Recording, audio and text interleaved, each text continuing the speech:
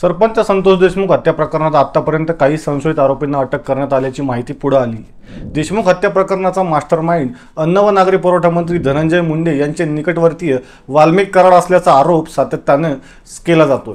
विरोधकांनी हा मुद्दा त्या हिवाळी अधिवेशनात लावून धरल्याने अखेर वाल्मिक कराडच्या मालमत्ता सील करण्याचे आदेशही देण्यात आलेत। अखेर अनेक दिवसांपासून फरार असलेला वाल्मिक कराड काल पुण्यात सीआयडी समोर शरण आलाय।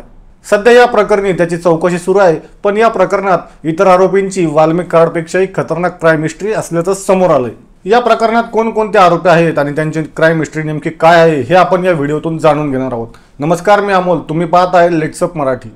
संतोष देशमुख यांचा आधी अपहरण नंतर अमानुषपणे मारहाण करून हत्या करण्यात आल्याचा आरोप विरोधकांकडून केला जातोय।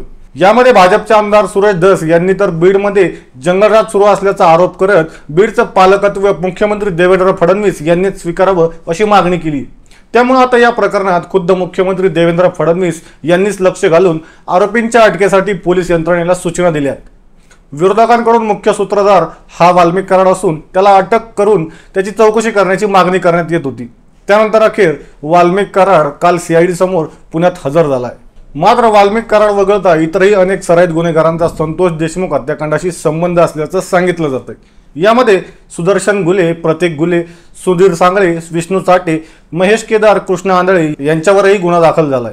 यातील विष्णू चाटे वगळता इतर आरोपी फरार असल्याचं सांगितलं जातंय। आता हे आरोपी नेमके कोण आहेत आणि त्यांच्यावर कोणकोणते गुन्हे दाखल आहेत हे आपण पाहूयात। संतोष देशमुख हत्याकांड प्रकरणातील आरोपी सुदर्शन घुले याचं 26 वर्ष वय असून त्याच्यावर मागील 10 वर्षात 10 गुन्हे दाखल आहेत। या 10 गुन्ह्यांपैकी 8 गुन्हे हे केस पोलीस ठाण्यात नोंद आहेत।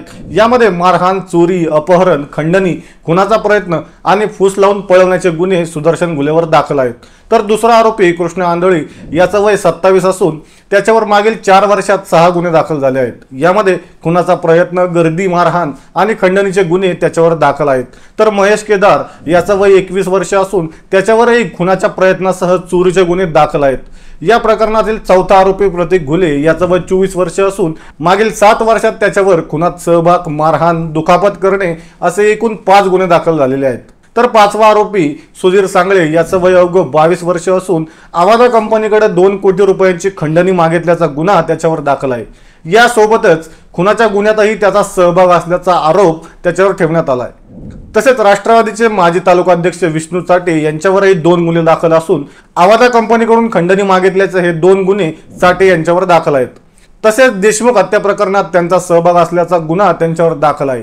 दरम्यान बीडमध्ये खुलेआमपणे पिस्तुलातून गोळीबार करण्याच्या घटना, अपहरण, खुनाच्या घटना सातत्याने घडत असल्यानं बीडमध्ये कायदा आणि सुव्यवस्था आहे की नाही असा सवाल सर्वसामान्य नागरिकांमधून केला जात आहे।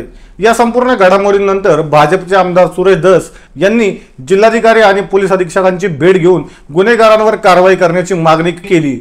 तर दुसरीकडे वाल्मिक कराडला सीआयडी कोठडी सुनावण्यात आली असून या चौकशीतून अनेक गोष्टी समोर येण्याची शक्यता वर्तवण्यात येत आहे। आता या संपूर्ण प्रकाराबद्दल तुम्हाला काय वाटतं हे आम्हाला कमेंट करून नक्की सांगा आणि लेट्स अप मराठीला फॉलो करायला विसरू नका।